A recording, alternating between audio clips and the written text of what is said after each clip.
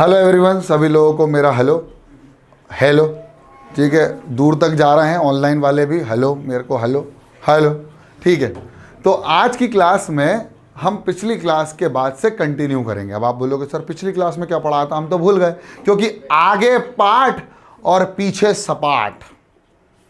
ऐसे ही होता है, अक्सर ऐसे ही होता है। यहाँ बैठ जाओ। अक्सर ऐसे ही होता है कि आगे पार्ट होता है और पीछे सपाट हो जाता है। अब आगे पार्ट पीछे सपाट ना होने के लिए हम रिकैपिचुलेशन करते हैं, यानी रिवीजन करते हैं।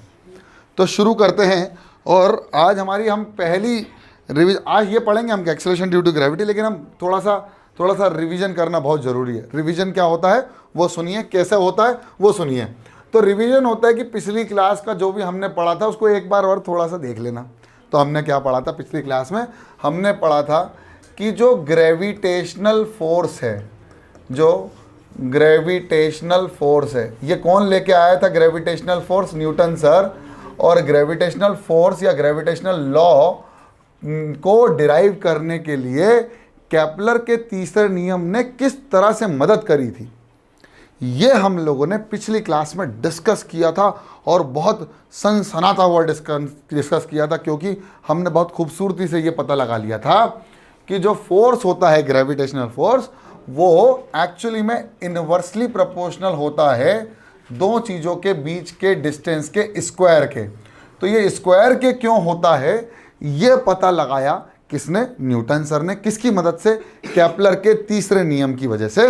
और वो केपलर का तीसरा नियम क्या था? वो था कि जो भी सैटेलाइट किसी भी चीज़ के चक्कर लगा रही है, जो भी सैटेलाइट किसी भी चीज़ के चक्कर लगा रही है, किसके चक्कर लगाती है? प्लैनेट किसके चक्कर लगाते हैं? सन के। तो ये जो सन है उसको चक्कर लगाने का जो टाइम पीरियड होता है, वो टाइम पीरियड क्या होता है? Time period is the time taken by the planet to complete one revolution in an elliptical orbit across moving around the sun. वो स्क्वायर जो होगा वो किसके प्रोपोर्शनल होगा? उसके एवरेज डिस्टेंस के क्यूब के। किसके? एवरेज डिस्टेंस के क्यूब के। फिर से बोल रहा हूं, एवरेज डिस्टेंस के क्यूब के प्रोपोर्शनल होगा किसका? Time period. टाइम पीरियड का square will be proportional to average distance. यानी अगर मैं एक इलिप्टिकल ऑर्बिट में किसी भी सन के चारों ओर चक्कर लगाता हुआ एक प्लैनेट बना दूं, तो ये मान लीजिए मैंने प्लैनेट बना दिया, तो ये प्लैनेट जो चक्कर लगा रहा है उसका जो एवरेज डिस्टेंस होगा, हम सारे डिस्टेंस को कैलकुलेट करके एक मीन निकाल लेते हैं। उस मीन को अगर हम माने तो हमारा ये जो सन है ये बीच में है और ये एवरेज डिस्टेंस है। उस एवरेज डिस्टेंस को हमने क्या माना है? आर माना है। अगर कोई ऑब्जेक्ट यहाँ से स्टार्ट कर रहा है या प्लैनेट यहाँ से स्टार्ट कर रहा है, पूरा कंप्लीट वन रिवॉल्यूशन ले रहा है, तो वो टाइम पीरियड कितना होगा? टी। आर कहाँ से होगा? टी होगा ना। आर कहाँ से हो? तो उसका जो स्क्वायर होगा वो किसके प्रोपोर्शनल होगा? उनके एवरेज डिस्टेंस के क्यूब के। अब हमने फिर पिछली क्लास में भी डिस्कस भी किया कि केपलर के इस तीसरे नियम ने किस तरह से हेल्प करी, किसकी? न्यूटन सर की, कि उन्होंने बहुत खूबसूरत सा फॉर्मूला डिराइव किया। और उस फॉर्मूले को डिराइव करने का मतलब उन्होंने लॉ डिफाइन किया। वो लॉ क्या था? Universal law of gravitation. उसके बाद हम बात करेंगे एक्सेलरेशन ड्यू टू ग्रेविटी की। हालांकि थोड़ा बहुत ओवरव्यू हम दे भी चुके थे, लेकिन हम बहुत डिटेल में डिस्कस करेंगे आज, ठीक है ना। तो एक्चुअली में कैसे किया था वो बहुत जल्दी से बताता हूं कि अगर कोई भी ऑब्जेक्ट किसी भी चीज़ के चारों ओर चक्कर लगा रहा है इन अ सर्कुलर मोशन, तो उसके पास कुछ वेलोसिटी होती है, उसको हम बोलते हैं टेंजेंशियल वेलोसिटी। इसके सेंटर पर एक्सेलरेशन लगता है, उसको बोलते हैं सेंट्रीपिटल एक्सेलरेशन। और उसके ऊपर वो फोर्स जो एक्ट करता है वो होता है centripetal force, which is in the direction of the centre towards the centre, जहां से वो चीज़ चक्कर लगा रही है। ठीक है, बहुत बढ़िया। और ये जो डिस्टेंस होता है इसको हम बोलते हैं आर।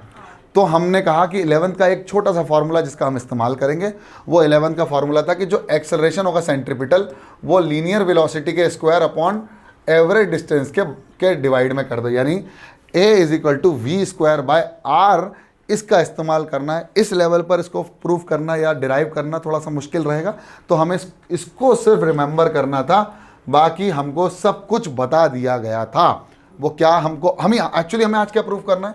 हमको ये करना है कि f की वैल्यू प्रोपोर्शनल कैसे थी स्क्वायर के, ये हमको याद रखना है। और इसको प्रूफ करने के लिए इस्तेमाल किया T square proportional to r cube, where T is the time period and r is the average distance across the sun and the planet. और बहुत खूबसूरती से हमको इस्तेमाल करना है इस, अब ये मान के चलना एक कंसिडरेशन होता है कि कोई भी सैटेलाइट या सॉरी कोई भी प्लैनेट सन के जो चारों ओर चक्कर लगा रहा है वो सर्कुलर मोशन, क्या सोच रही थी, सर्कुलर मोशन के चारों जो चक्कर लगा रहा है वो सर्कुलर है, नॉट इलेप्टिकल। हमें ये एज्यूम करना पड़ेगा क्योंकि हमने जो आर लिया है वो एवरेज डिस्टेंस लिया है, तो आर हर जगह कांस्टेंट मान लिया। तो अगर हम देखें कि टोटल टाइम कितना लगेगा टी, ठीक है, टोटल डिस्टेंस कितना होगा 2 पाई आर, है ना, होगा ना 2 पाई आर बाई टी, और ये किसके बराबर होगा, एवरेज स्पीड के। तो ये एवरेज स्पीड यानी magnitude of the speed will be equal to 2 pi r by T. ये क्या होता है, total distance upon total time is equal to average speed का फॉर्मूला इस्तेमाल करके शुरू करना था। तो अगर 2 पाई हटा दें तो v is proportional to r upon T, yes और नो बोलो, हाँ या ना, बिल्कुल सही, v is proportional to r by T. अगर मेरे को यहाँ स्क्वायर है तो आपको एक चीज़ समझ में आ गई कि जो सेंट्रीपिटल फोर्स था ये कुछ नहीं, तो यही तो ग्रेविटेशनल फोर्स था जो कि प्रोपोर्शनल था किसके, एक्सेलरेशन के, बोलो हाँ या ना। और एक्सेलरेशन किसके प्रोपोर्शनल हो जाएगा, v स्क्वायर बाय r के। तो f प्रोपोर्शनल किसके हो जाएगा, v स्क्वायर अपॉन r, बोलो हाँ या ना। एक ही जगह हम क्या लिख सकते हैं, v स्क्वायर बाय r लिख सकते हैं। अब v स्क्वायर चाहिए तो v स्क्वायर हटाने के लिए हम इसको स्क्वायरिंग कर देते हैं, तो यह आ जाएगा v square proportional to r square upon T square.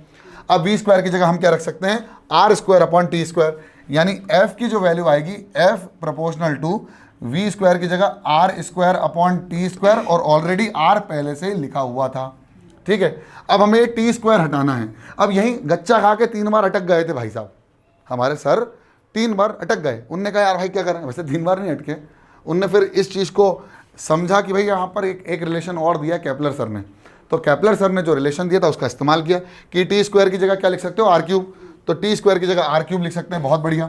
तो F proportional to r square upon r cube into r, बोलो हाँ या ना। इसका मतलब यहाँ 2 आर हैं, यहाँ 3 है, तो एक बचा नीचे, आर इंटू आर कितना हो गया, आर स्क्वायर, यानी 1 अपॉन आर स्क्वायर के भी प्रोपोर्शनल होगा इन्वर्सली। इसका मतलब वही सेंट्रीपिटल फोर्स यानी वही ग्रेविटेशनल फोर्स जब कोई भी प्लैनेट सन के चक्कर लगाएगा तो वो प्रोपोर्शनल होगा किसके, इनवर्सली, किसके, डिस्टेंस के, किसके डिस्टेंस के, वो उस ऑब्जेक्ट और दूसरे ऑब्जेक्ट यानी सन और प्लैनेट के बीच का जो डिस्टेंस होता है उन दोनों के इनवर्सली प्रोपोर्शनल होगा, लेकिन वो प्रोपोर्शनल किसके, स्क्वायर के प्रोपोर्शनल होगा। और ये बता दिया ग्रेविटेशनल लॉ ने। तो ग्रेविटेशनल लॉ को प्रूफ किया गया बाय यूजिंग केपलर का तीसरा नियम। हालांकि हम इसको डायरेक्ट पढ़ लेते थे, लेकिन हमने आज आपको यह समझा दिया है कि केपलर ने किस तरह से मदद करी है हमारे इस ग्रेविटेशनल फोर्स को या gravitational universal law of gravitation को एक्सप्लेन करने के लिए। यह बहुत इंपॉर्टेंट बात थी, समझ में आ गई होगी आपको मेरे ख्याल से। और ये तो रिवीजन था, रिकैपिचुलेशन बोलते हैं हम जिसको। अब हाँ, वो टी स्क्वायर की जगह आर क्यूब लिखा ना, हाँ वो फॉर्मूले से। हाँ,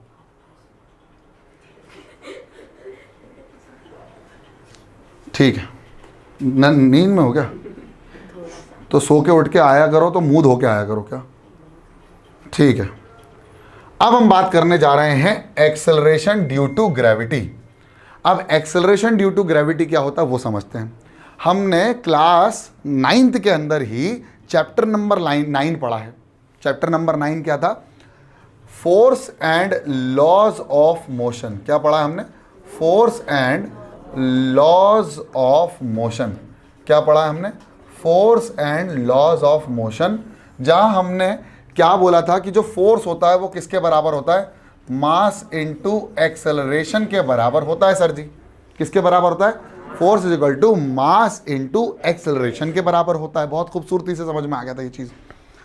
अब हमको अगर देखा जाए तो मान लीजिए ये अर्थ है और इस अर्थ पे कोई ऑब्जेक्ट टिका हुआ है, तो ये जो है ये खिंच रहा है किसकी तरफ, अर्थ की तरफ, towards the centre of the अर्थ।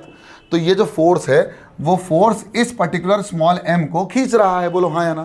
किस फोर्स से, उसी ग्रेविटेशनल फोर्स से जिसकी वैल्यू थी g m1 m2 upon r square, where r is the radius of earth, m1 is the mass of earth and m2 is the mass of that object which is stayed on earth। इसका मतलब ये है कि अगर ये m1 m2 है, ये अगर m2 है तो इसको खींचा जा रहा है किसी फोर्स से, और वो फोर्स किसके बराबर है, ग्रेविटेशनल फोर्स के बराबर भी है, और यही फोर्स की वैल्यू मास इनटू एक्सेलरेशन के बराबर भी है। यानी वही मास, किसका मास, इस m2 का। तो यानी F is equal to m2 into a। अब मतलब वो जो फोर्स था ग्रेविटेशन का, वो इस m2 को किसी एक्सेलरेशन से पकड़ा हुआ है। इसका मतलब यहां पर कोई एक्सेलरेशन लगा रहा है। अब कोई एक्सटर्नल फोर्स तो है नहीं जो एक्सेलरेशन दे रहा है, यानी ये ग्रेविटेशनल फोर्स ही है जो कोई एक्सेलरेशन लगा रहा है। यानी ये जो ए है वो एक्सेलरेशन होगा, किसका एक्सेलरेशन होगा, किसकी वजह से, ग्रेविटी की वजह से। किसकी वजह से, ग्रेविटी की वजह से। इसी को बोलते हैं एक्सेलरेशन ड्यू टू ग्रेविटी, और इस ए को रिप्लेस कर दिया गया बाय जी। तो यहां पर एफ जी जो होगा, ये जी का मतलब है gravitational force, will be equal to वही मास जो m2 अर्थ पर रखा हुआ है इनटू जी, यानी एफ की वैल्यू किसके बराबर होगी, m2 जी के बराबर भी होगी, यानी एफ जी की वैल्यू m2 जी के बराबर होगी, और उसी एफ जी की value G m1 m2 upon r square के बराबर भी होगी। ये तो हमने किसने बता दिया था, न्यूटन सर ने बता दिया था। अगर देखा जाए तो ये इक्वेशन नंबर 1 है और ये इक्वेशन नंबर 2 है, और दोनों को अगर हम इक्वेट कर दें तो हमें खूबसूरत सी एक इक्वेशन मिलेगी जिसका नाम है एफ जी बराबर एफ जी है, तो m2 G will be equal to capital G m1 m2 upon r square. m2 से m2 कट गया, g is equal to capital G m1 upon r square, where m1 is the mass of earth, g is the universal gravitational constant and r is the radius of earth, where radius of earth is determined by 6.4 into 10 to the power minus of 6 meter. Mass of earth is equal to 6 into 10 to the power 24 kg। और अगर बात करी जाए capital G की, तो capital G is the universal gravitational constant which is equal to 6.67 into 10 to the power minus of 11 newton metre square पर KG square. Yes और no, बिल्कुल सही सर। तो यहां से हमको इस जी की लगभग जो वैल्यू मिली थी वो मिली थी 9.8 मीटर पर सेकेंड स्क्वायर, और इसी जी को हम नियरली मानते हैं 10 मीटर पर सेकेंड स्क्वायर, और इसी को बोलते हैं एक्सेलरेशन ड्यू टू ग्रेविटी। बहुत खूबसूरती से हमको ये बात समझ में आ गई, और ये बहुत शानदार चीज़ है, ये बहुत शानदार चीज़ है। क्यों है अभी समझ में आ जाएगा जब मैं इस सब चीज़ को मिटा के आपको समझाऊंगा कि what is acceleration due to gravity. तो मान लीजिए कि एक ऑब्जेक्ट है जो कि किसी बिल्डिंग पर खड़ा हुआ है और वो गिरता है, तो ये किसी ऑब्जेक्ट को गिराता है, तो ये गिरा, तो ये किसकी वजह से नीचे आया, अर्थ की वजह, ये एक ग्रेविटेशन फोर्स की वजह से आया। वो फोर्स के पास इस पर्टिकुलर का कुछ मास भी था और उसके ऊपर एक एक्सेलरेशन भी लग रहा था। वो फोर्स किसके बराबर था, F is equal to G m1 m2 upon r square, और वही फोर्स किसके बराबर था, m1 इंटू या m2 इंटू ए, जहाँ ए क्या है, एक्सेलरेशन। तो उन दोनों को इक्वेट करेंगे। अब देखो कितने बहुत मजेदार आएगा। The acceleration produce in the motion of a free falling body under the force of gravity is called acceleration due to gravity. वही एक्सेलरेशन जो ग्रेविटी की वजह से लग रहा है या अर्थ की वजह से लग रहा है, उसी को बोलते हैं एक्सेलरेशन ड्यू टू ग्रेविटी। हम लोग इसको समझ भी चुके थे पहले। तो F इज इक्वल टू क्या होगा, जी m1 m2 वेयर m। अब ये फॉर्मूला कौन सा है, ये फॉर्मूला कौन सा, जल्दी बताओ। ये फॉर्मूला है यूनिवर्सल लॉ ऑफ ग्रेविटेशन का। अब यहाँ पर m1 की वैल्यू क्या हो जाएगी, कैपिटल M, m2 की वैल्यू हो जाएगी small m, radius of earth r is equal to radius of earth. तो यहाँ पर हम एक बहुत खूबसूरत सा फॉर्मूला डिराइव करने वाले हैं, ये वाला, ये हो गई पहली, और यही F is equal to m into a होगा, where a is equal to g and m is equal to small m। तो mg और ये दोनों बराबर हो जाएंगे, 1 इक्वल टू 2।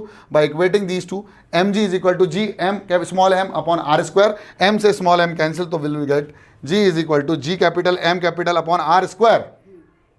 अब यहाँ r कैपिटल स्क्वायर क्यों कर दिया, क्योंकि यार रेडियस ऑफ अर्थ हमने r से माना है। ये हमने एक जनरल फॉर्मूला लिखा था, इसलिए स्मॉल r स्क्वायर था। तो डरने की बात नहीं है कि सर स्मॉल लिखा फिर कैपिटल लिख दिया, है ना, डरना नहीं। जहां मैंने रेडियस ऑफ अर्थ 6400 किलोमीटर या 6.4 into 10 to the power 6 metre बता चुका हूं। यहां पर हम वैल्यूज देखेंगे। अब हम बात करने वाले हैं कि value of g surface of earth पर किस तरह से वेरिएशन लेके आती। वेरिएशन अभी हम बात करेंगे, लेकिन सबसे पहले यहां से देखो कि हमारा रेडियस ऑफ अर्थ है, और यही रेडियस ऑफ अर्थ किसके बराबर है, 6.4 into 10 to the power 6 metre. और मास ऑफ अर्थ कितना है मैंने अभी बताया इसके पहले, 6 into 10 to the power 24 kg। ये सारी वैल्यूज यहाँ भेजे में घुस जाना चाहिए। अगर ये दिमाग में बैठ जाती है तो आप जब भी न्यूमेरिकल करोगे, मैंने कहा ना न्यूमेरिकल टफ नहीं होता, कैलकुलेशन टफ होता है, फॉर्मूला टफ नहीं होता, आप कैलकुलेशन गलत करते हो इसलिए आपको फिजिक्स टफ लगती है। तो यहाँ पर आप गलती नहीं करोगे कभी भी, और मैंने आपको समझा ही दिया। तो जी की वैल्यू जब हमने कैलकुलेट करी लगभग, तो हमें जी की वैल्यू कितनी मिली मेरे प्यारे बच्चों, लगभग 9.77 मीटर पर सेकंड स्क्वायर। जब इसको राउंड ऑफ करेंगे तो कितना आएगा, 9.8 मीटर पर सेकंड स्क्वायर, और उसको और राउंड ऑफ कर देंगे तो कितना आ जाएगा, 10 मीटर पर सेकंड स्क्वायर। अब ये एक्चुअली में इस जी की वैल्यू हर जगह अलग अलग अलग अलग होती है, लेकिन हम ऐसा एज्यूम करके चलते हैं कि ये वैल्यू हर जगह कांस्टेंट है। मैं क्या बोल रहा हूं, अगर हम थोड़ी सी भी हाइट बढ़ाएंगे ना तो हमारी जी की वैल्यू हल्की सी कहीं ना कहीं इफेक्ट होगी, लेकिन हम ऐसा मान के चलते हैं, ऐसा एज्यूम करके चलते हैं कि हर जगह जी की वैल्यू कैसी है, कांस्टेंट। और जब भी आप न्यूमेरिकल करेंगे, मेरी बात ध्यान से सुन लेना, जब भी आप न्यूमेरिकल करेंगे तो आप हर जगह जी की वैल्यू कैसी लेके चलेंगे, कांस्टेंट। अब आपसे मैंने बोल दिया कि अर्थ से 3 मीटर ऊपर खड़ा हुआ, तो आप बोलोगे सर जी तो चेंज हो जाएगा, 10 थोड़ी लेंगे, 9.8 थोड़ी लेंगे या 9.77 थोड़ी लेंगे। तो डियर, हम न्यूमेरिकल्स के लिए हम ये मान के चलेंगे, आपको ऑलरेडी गिवन रहेगा कि 9.8 लेना या 10 लेना। अगर कुछ नहीं लिखा तो 9.8 ले लो, और लिखा है take g is equal to 10 metre per second square, तो ले लेना भाई साहब, ठीक है। तो ध्यान से देखें तो वेरिएशन कैसे आता है, मैंने बताया ना वेरिएशन। तो वेरिएशन 3 चीज़ों से की वजह से आता है। क्या था तूने पढ़ा था ना उस दिन, क्या था भाई, क्या था जल्दी बताओ। वेरी गुड, शेप, एल्टीट्यूड और डी क्या था, डेप्थ। Very good. तो S for shape, A for altitude और डी फॉर डेप्थ। डेप्थ मतलब गहराई, शेप मतलब अर्थ का शेप, और एल्टीट्यूड मतलब कोई ऑब्जेक्ट की हाइट। कहाँ से, अर्थ से, अर्थ के सरफेस से।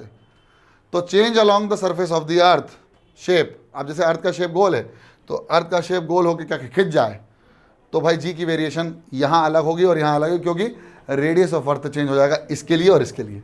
तो distance of the object from the अर्थ के सेंटर से चेंज हो जाएगा, और उसकी वजह से मेरे प्यारे बच्चों क्या चेंज हो जाएगा, स्मॉल जी।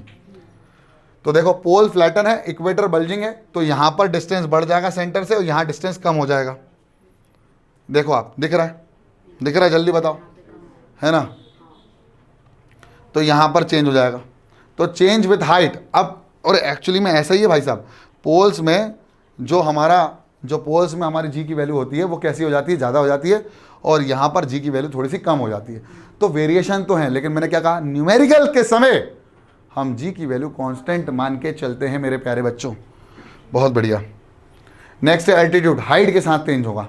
अगर हाइट चेंज होगी किसी ऑब्जेक्ट की तो वो डिस्टेंस चेंज होगा with the centre of the earth, and you will say कि भाई हमारा चेंज हो रहा है जी। अब देखो ये एस्ट्रोनॉट ऊपर पहुंच जाएगा मेरे ख्याल से, और ज़्यादा ऊपर नहीं जा रहा है, यहीं है, जिंदा है, ठीक है, लेकिन अब हाइट के साथ, एल्टीट्यूड के साथ, अच्छा हाइट बढ़ रही है। अब देखो यहाँ पर एक बहुत इंपॉर्टेंट बात ये समझ में आई कि अगर मैं जी की वैल्यू मानूं, जी is equal to G capital M upon r square, this is the distance of the object from the centre of the earth, yes और नो।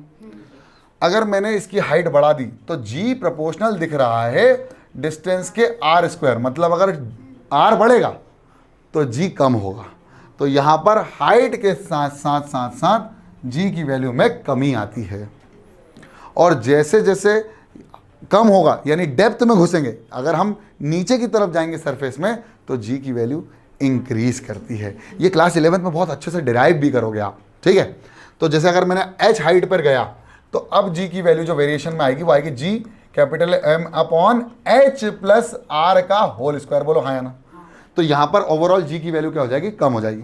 लेकिन अगर डेप्थ में जाऊंगा, एच नीचे गया, मान लो अर्थ के नीचे में एच गया, तो अब मेरे लिए जी की वैल्यू जो हो जाएगी वो कितनी हो जाएगी, capital G capital M upon बताओ आर माइनस एच का होल स्क्वायर। अब जी की वैल्यू कैसी हो जाएगी, इंक्रीज, क्योंकि ये वैल्यू डिक्रीज कर रही है। तो यहां से हमको समझ में आया कि डेप्थ के साथ, हाइट के साथ और शेप के साथ जी की वैल्यू वेरी करती है प्लेस टू प्लेस। इसलिए इक्वेटर के तरफ जी की वैल्यू कैसी होती है, कम। पोल्स की तरफ जी की वैल्यू कैसी होती है, ज्यादा। हाइट में जी की वैल्यू कैसी होती है, कम। डेप्थ में जी की वैल्यू कैसी होती है, ज्यादा। समझ में आया कि नहीं आया, बहुत शानदार।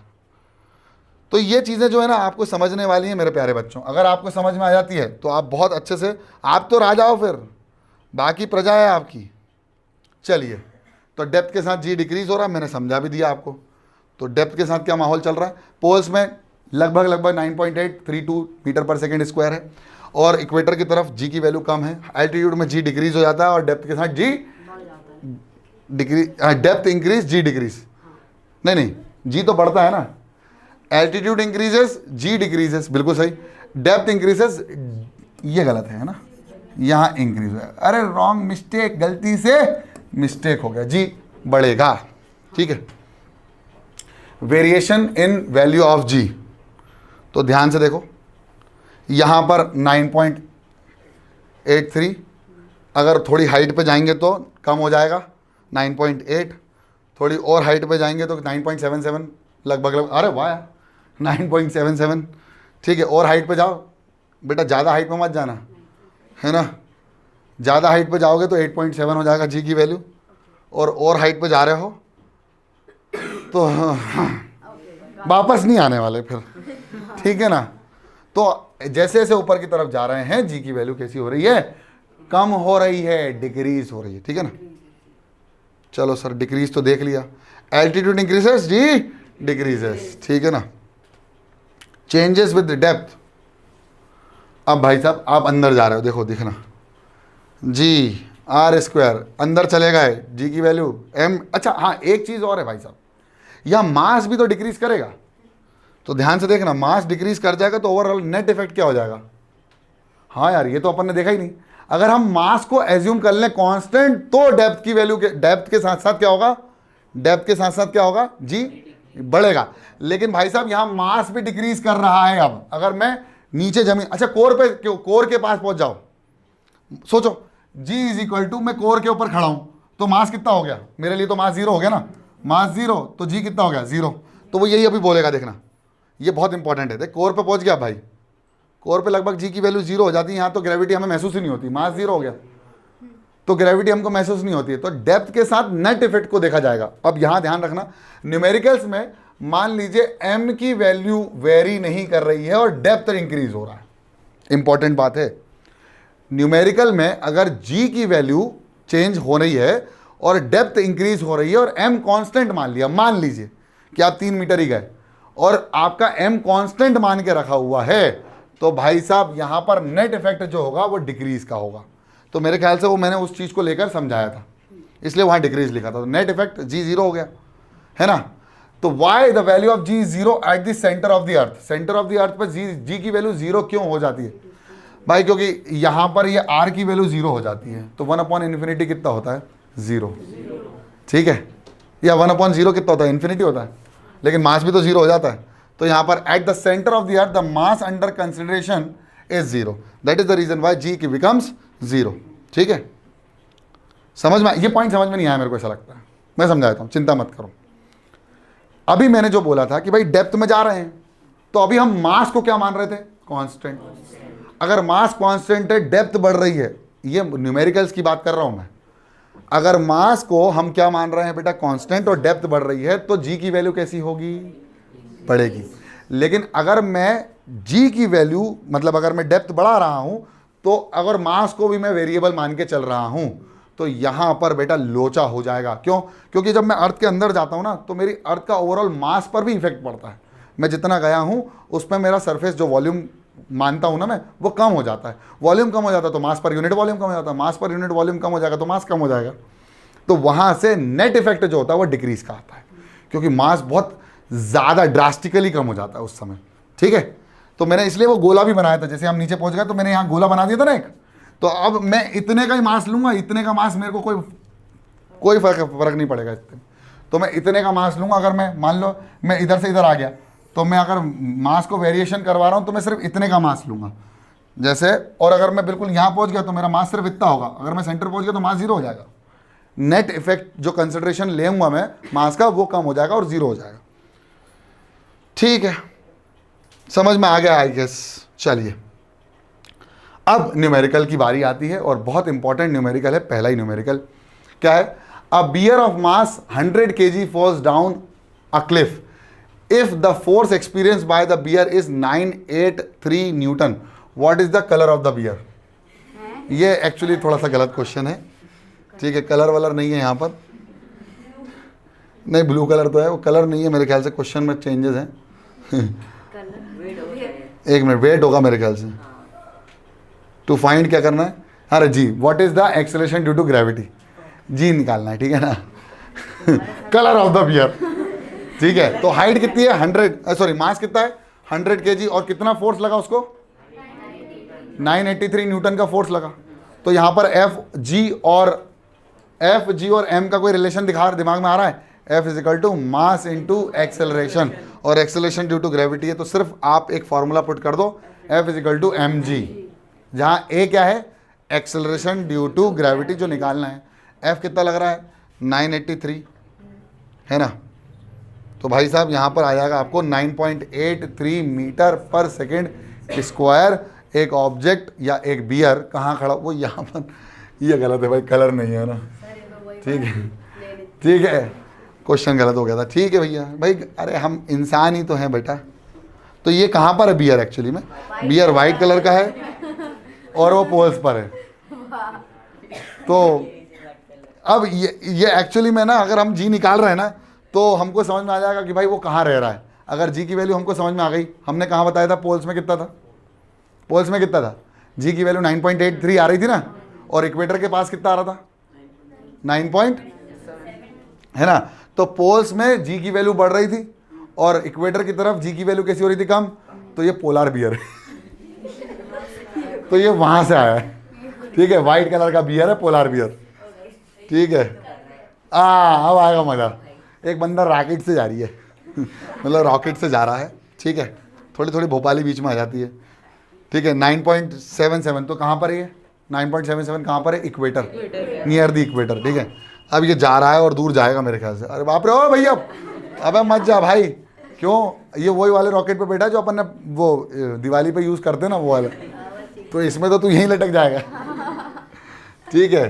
तो for a person on the surface of the earth the value of g becomes 9.77, it fly away from the earth, what will happen of the value of g, decrease, क्योंकि 9.77 एक्चुअली इक्वेटर के पास है, decrease less than 9.77, ठीक है। हाँ sir, समझ में आ गया, okay. अब बात करते हैं, अब आप सोचो कि क्या डिस्टिंग्विश निकाल सकता हूं मैं जी कैपिटल और जी स्मॉल के बीच में। भाई साहब एक चीज, सबसे पहली चीज, ये हर जगह कांस्टेंट है और ये जगह के ऊपर डिपेंड करता है कि तुम कहाँ हो, भोपाल में हो, इंदौर में हो, मुंबई में हो, दिल्ली में हो, पहाड़ी पे हो, नीचे एरिया में हो, कहाँ समुद्र मंथन में हो, समुद्र में हो, या फिर बहुत बड़ी पहाड़ी पे हो, कहाँ पर, माउंट एवरेस्ट पर हो, ठीक है, या फिर इक्वेटर पे हो, या तो पोल पे हो, या जुपिटर पे हो, मून पे हो। ये डिपेंड करता है जगह टू जगह, प्लेस टू प्लेस पर ये डिपेंड करता है। लेकिन जी कैपिटल वाला कहीं पर भी हो, वॉशरूम में हो, क्लास में हो, पोल में हो, कहीं पर भी हो, हॉल में हो, फर्क नहीं पड़ता, ट्यूबवेल के गड्ढे में हो, कहीं फर्क नहीं पड़ता, ये वैल्यू कांस्टेंट रहती है। तो ये बहुत इंपॉर्टेंट वैल्यू है, universal gravitation constant, capital G, acceleration due to gravity of अर्थ।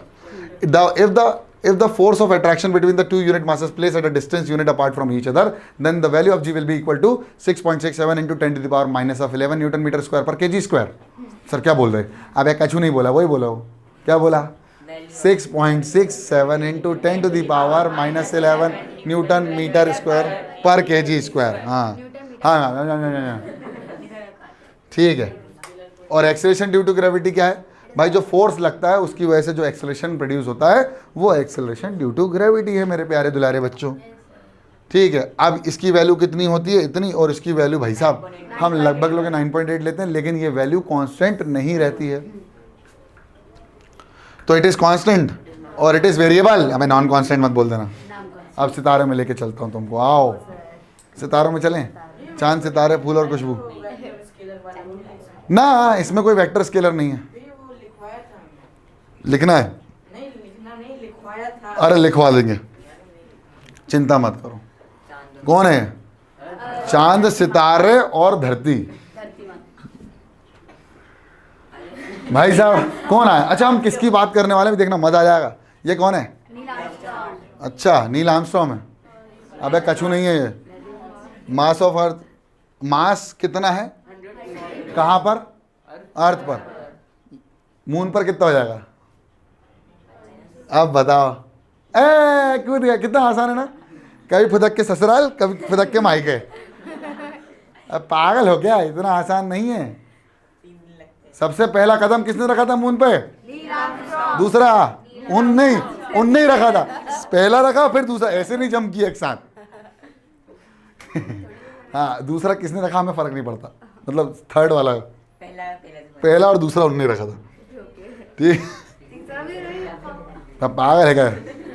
अब इनका मास, अब देखो सुनो, अभी हम मास की बात करें तो मास जो होता है ना, वो एक ऐसी क्वांटिटी है जो हर जगह सेम है। मास एक ऐसी क्वांटिटी है जो हर जगह सेम है। अब आप बोलोगे सर लेकिन मैं जब मास अपना मेजर करूंगा यहाँ पर मून पर तो डिफरेंट आएगा और अर्थ पर मास अलग होगा। बेटा वो जो आप मेजर करते हो वो वेट होता है और आपका जो मास होता है वो कांस्टेंट होता है। तो मान लीजिए कि आपका मास 100 kg है और आपका वेट है 980, तो वेट एक्चुअली फोर्स है और मास जो है एक ऐसी क्वांटिटी है जो कभी चेंज नहीं होती। यानी आप मून पर जाओगे तो आपको अपना वजन अलग फील होगा, क्योंकि वो फोर्स ऑफ अट्रैक्शन जो होता है उस पर्टिकुलर प्लैनेट का या सैटेलाइट का वो अलग होता है। तो ध्यान से देखना, तो यहाँ पर आपको जो महसूस होगा वो कितना होगा, 162.2 न्यूटन। और न्यूटन जो एक्चुअली होता है वो वेट एक्चुअली एक फोर्स है। वेट क्या है, फोर्स, जो किसके बराबर होता है, m into g, where mass into acceleration या एक्सेलरेशन टू ग्रेविटी। तो हम जो डिस्कस करने जा रहे हैं वो करने जा रहे हैं difference between mass and weight. चलिए, mass is nothing but amount of substance, mass is nothing but amount of substance, जितना अमाउंट है उसका जो कैलकुलेट वगैरह कर लिया वो मास है, ठीक है। लेकिन अगर बात करें वेट की तो weight is an object defined as a force, इसलिए वेट को हम न्यूटन से भी डिनोट करते हैं, है ना। फोर्स है which is attract, force with which attracts the object. बात करें तो ये कांस्टेंट होता है मास हर जगह, और जो वेट होता है वो हर जगह अलग अलग मेजरमेंट आपको मिलेगा। आप अलग वेइंग मशीन में जाओगे तो आपको अलग मिलेगा, वहाँ वेरिएशन ऑफ जी बहुत इंपॉर्टेंट होता है, ठीक है। तो ये है अर्थ, ये है जुपिटर, और मेरे ख्याल से ये सन दिख रहा है, ठीक है। ले लेते हैं सन, और सन अज्यूम कर लेते हैं, ठीक है। 100 किलो, और यहाँ उनका और वजन बढ़ जाएगा। नहीं, मास तो सेम ही है, हाँ, मास तो सेम है ना। और ये जल जाएंगे, यहाँ जल जाएंगे भाई साहब, लेकिन जलेगा, ठीक है। अब ये वापस अर्थ पे आ गए। अब इनका वेट है 980 न्यूटन। यहाँ आ जाओ तो 2600 न्यूटन, और यहाँ पहुँच जाओ तो ये खुद उठ ही नहीं पाएंगे, ठीक है। 27,500 न्यूटन का वेट, भाई साहब बहुत ज़्यादा होता है, ठीक है। तो यहाँ पर जो मास होगा वो doesn't change with the value place to place, और अगर हम बात करें तो ये चेंज होगा। ऐसा यूनिट जो होगी वो CGS में ग्राम, और यहाँ CGS में डाइन होगी यूनिट। अबे फोर्स की डाइन बताई थी ना मैंने, गाली नहीं दी, मुझे कोई गाली नहीं देगा। अब हम गैलीलियो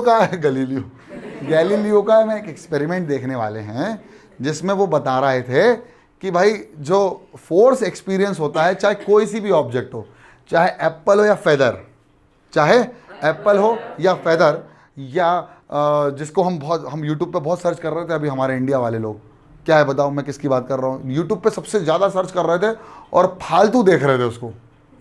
भाई साहब मैं बताने वाला हूँ JCB की खुदाई। तो चाहे JCB को ऊपर से नीचे गिरा दो, जो अर्थ होता है वो उसको सेम रेट से आगे खींचता है। एक्चुअली मेरे ख्याल से मीटिंग बंद हो गई है ना, बहुत बढ़िया, कोई बात नहीं, अपन इसको ऑन कर देते हैं, फिर उसके बाद शुरू करते हैं अपनी क्लास, है ना। बेटा सब लोग शांत हो जाओ जरा, सब लोग शांत हो जाओ। JCB, हेलो JCB, हाँ शांत। JCB, तो गैलीलियो ने क्या एक्सपेरिमेंट किया, उन्होंने कहा भाई साहब जितने भी ऑब्जेक्ट अगर फॉल होते हैं अर्थ की तरफ खींचते हैं तो वो सेम रेट से खींचते हैं एक दूसरे को, है ना। तो मान लीजिए हम कुछ भी गिराएं, तो अभी हमारे पास क्या है, एप्पल और फेदर है। तो अगर हम देखें, अगर हम इसको देखें, देखो ध्यान से देखना, अगर हम इसको गिराएं, गिर जा भाई, हाँ गिरे, तो जब ये गिर रहे हैं, गिर गए, अभी बहुत समय लेगा, ये स्लो मोशन वीडियो है ना, चिंता मत करना, गिर गए, अब ये आने वाले हैं यहाँ से, अब ये आने वाले हैं। तो ये दोनों कितनी भी हाइट से गिराएं, दोनों सेम टाइम पर ग्राउंड पर पहुंचेंगे, सेम टाइम पर। अब आप बोलोगे सर एक बात बताइए, बोले हाँ बताओ।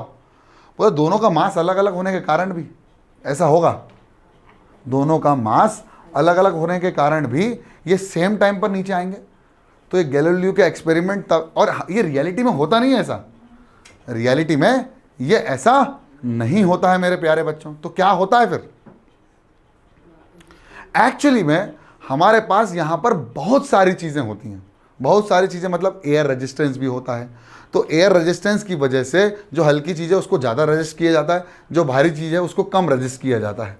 तो उसकी वजह से, उनकी बनावट की वजह से, एयर रेजिस्टेंस की वजह से हमको ऐसा प्रतीत होता है कि वो चीज़, और ऐसा होता भी है जनरली में, कि जो हल्की चीज़ है वो थोड़ी सी दूर रह जाती है और भारी चीज़ तुरंत जल्दी पहुंच जाती है।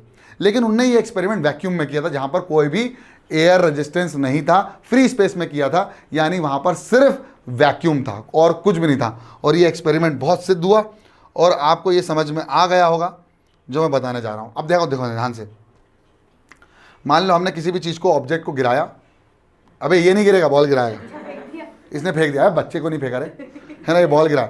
तो अर्थ की ग्रेविटी भी काम कर रही है, अर्थ की ग्रेविटी भी काम कर रही है, ठीक है, आग लग गई ना। और एयर रेजिस्टेंस ऊपर की तरफ काम कर रहा है भैया। एयर रेजिस्टेंस, जब भी आप देखो मीटियोइड्स और एस्ट्रॉइड जब हमारे अर्थ के अंदर एंट्री कर जाते हैं तो एटमॉस्फेरिक रेजिस्टेंस की वजह से, फ्रिक्शन की वजह से उनमें आग लग जाती है। हमको लगता है टूटता तारा आया, लेकिन वो टूटता तारा नहीं है, तुम्हारे तारे दिमाग के खराब हैं, तुम्हारे तारे दिमाग के खराब नहीं है, तुम्हारे तार दिमाग के खराब हैं, ठीक है, वो टूटता तारा नहीं है। तो ये जब फॉल होता है, ये फॉल होता है नीचे की तरफ, तो एयर रेजिस्टेंस भी काम आता है। और जब किसी ऑब्जेक्ट को हम बिना वेलोसिटी से फेंकें, छोड़ दें, मतलब ड्रॉप कर दें, माइक ड्रॉप करते ना, उसी को बोलते हैं फ्री फॉल। क्या बोलते हैं? Free fall. ठीक है मेरे प्यारे बच्चों, समझ में आ गया? उड़ चलो, फिर से उड़ चला। तो ये अब ये भी फॉल हो रहा है, लेकिन यहां पर एयर वेयर या कुछ भी नहीं है, यहां पर कुछ भी ऐसा एयर रेजिस्टेंस नहीं है, तो कुछ भी गिराओ नीचे सेम टाइम पे गिरेगा, वैक्यूम ही है, नो एयर रेजिस्टेंस। तो इसी को बोला जाता है फ्री फॉल।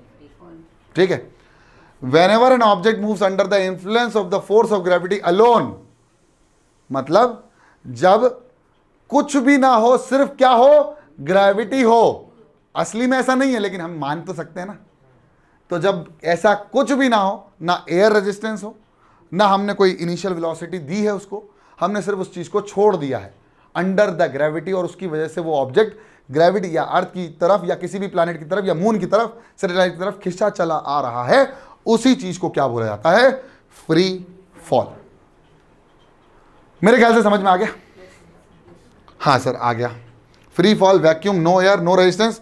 तो मून की ग्रेविटी के अंदर हमें फ्री फॉल समझ में आ जाएगा। हम अर्थ के अंदर भी इस चीज का माहौल क्रिएट कर सकते हैं। टू क्रिएट दिस हमें क्रिएट करना पड़ेगा वैक्यूम, और वहां पर किसी भी ऑब्जेक्ट को गिराओगे अंडर द सेम कंडीशन वो दोनों एक ही टाइम पर पहुंचेंगे, चाहे वो कितना भी हल्का और कितना भी भारी हो।